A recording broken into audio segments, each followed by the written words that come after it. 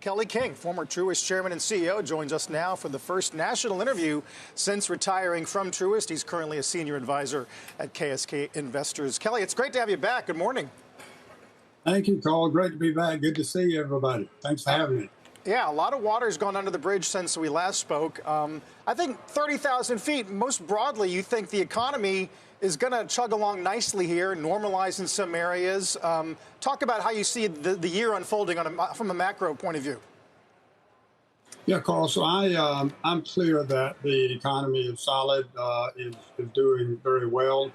And I think one of the reasons that it is a little bit misunderstood. If you go back through many cycles, cycles are created out of excess supply, creating a boom and then a bust. In '90, we had the commercial real estate boom, 2000, tech boom and bust, and 2008, residential boom and bust. But this is very different. We didn't have a boom.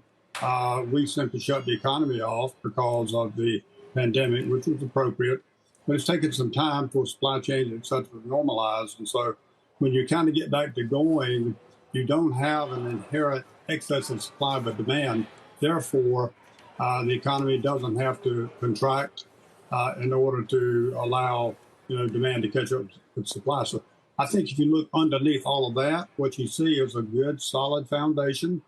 There certainly are a few little pockets, but underlying the strength is strong and will continue.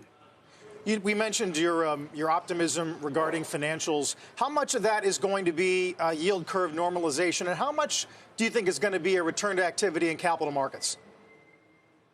Well, Carl, I think the yield curve normalization will be certainly positive and additive for the financial space. Fee income, capital markets, mortgage income, all of that will rebound materially as rates normalize, which I fully believe they are on the cusp of doing.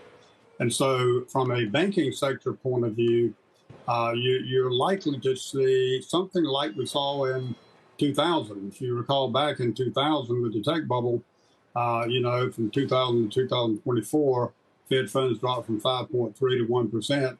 Banks went up by 90%, while the NASDAQ was going down 46%. So this market is set up, in my view, very positively for banks and overall very positively for the economy. And I would say generally for the stock market.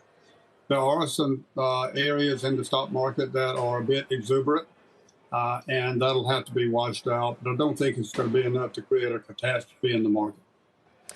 Kelly, it's David Faber. I'm curious as to why you don't share some investors' concerns about commercial real estate exposure, particularly office and particularly at regional banks, given, the need for so many of these owners to refinance at levels that are simply going to be untenable for them. Hence, the banks may end up with the real estate. Why not a concern? Or if it is a concern, why not perhaps rise? Does it not rise to a level that would impact your overall view here?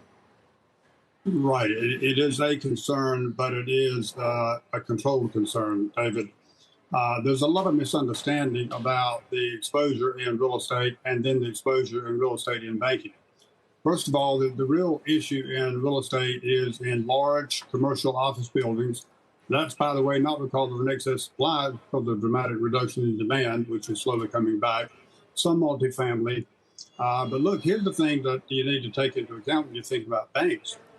When I first started in banking in 1972, most of the loans in this country were held by banks on their balance sheets. That has changed dramatically. Now, a huge portion of the loans, especially large loans, may be originated by a bank, but they end up in the shadow banking system. So when you look at the average small bank, regional banks, and even the very largest banks, you don't find huge concentrations of very large office complex buildings. They're often syndications, and it's problematic for the aggregate economy, but it's not as specifically problematic for the bank. So I do worry about that, but I think it's going to be controllable because it's so dispersed outside of the banking system largely.